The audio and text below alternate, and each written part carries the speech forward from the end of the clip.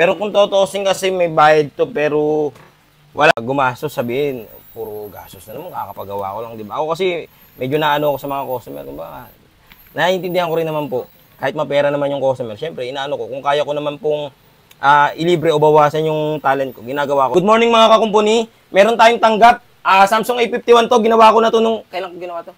Nung Monday. Monday. Ayan, LCD. Kaso ngayon kasi ayaw mag-charge. Sakit to, di ba, ng mga Samsung na ayaw mag-charge kasi nawawala yung positive line. Ngayon gagawin natin to, ililibre ko na lang para hindi sayang yung punta ni ma'am. Pero kung totoosin kasi may bayad to, pero wala naman akong puhunan, ililibre ko na lang kasi kung dadagdagan ko pa yung binayad ni ma'am, sayang naman. Gastos na naman. Dito kasi pagka kaya kong gawing libre, ililibre na lang natin. Kasi sa totoo lang talaga, ma'am, alam niyo naman yan, kahit sa iba, diba, may bayad po talaga. Kasi iba na po yung ginawa natin. Pero dito kasi syempre, ayoko naman po kayong gumastos, sabihin, puro gastos na naman, kakapagawa ko lang, di ba? Ako kasi medyo naano ako sa mga customer, diba? Naiintindihan ko rin naman po, kahit mapera naman yung customer, syempre, inaano ko, kung kaya ko naman pong ilibre o bawasan yung talent ko, ginagawa ko naman po para pares tayong masaya. Masasaya kami, para yung mga customer, hindi yung iniisip puro bayad na lang. Dito naman, skill ko na lang yung binayaran, kaya wala na akong puhunan, yung skills ko na lang, kaya ililibre ko na lang. Para kahit pa paano hindi na kayo babalik. Ibang unit naman, no? May mga gusto ka pang ipagawa. Cellphone mo na luma o kaya sira.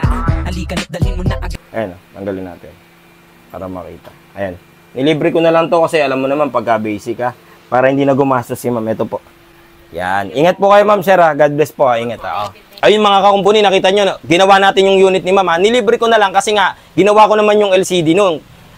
Nagka-problema lang yung charging. Para hindi na siya gumastos, pinri ko na lang. Pero talaga may bayad yung pag pinagawa nyo sa iba. Kahit sa akin naman may bayad yun. Nagkataon lang na pinalitan ko yung LCD, tapos bumigay yung positive line ng motherboard, kaya nilibre ko. Kaya sa mga customer ko na gusto magpagawa, PM nyo lang po ako sa Ian Andro de la Cruz, yung may blue check. Pag walang blue check, hindi po ako yung mga kakumpuni ha. Pwede nyo rin po kaming i-PM sa aming personal page, Shiloh Marian Cellphone Repair Shop. May blue check na rin po siya. Sa mga papagawa, lagi nyong i-double check kasi meron na pong gumagaya ng aming meron na pong kumukuha ng aming profile picture, ina-upload po tapos iba yung pangalan. Kaya maging mapanuri po tayo, doble ingat po para hindi po tayo may-scam.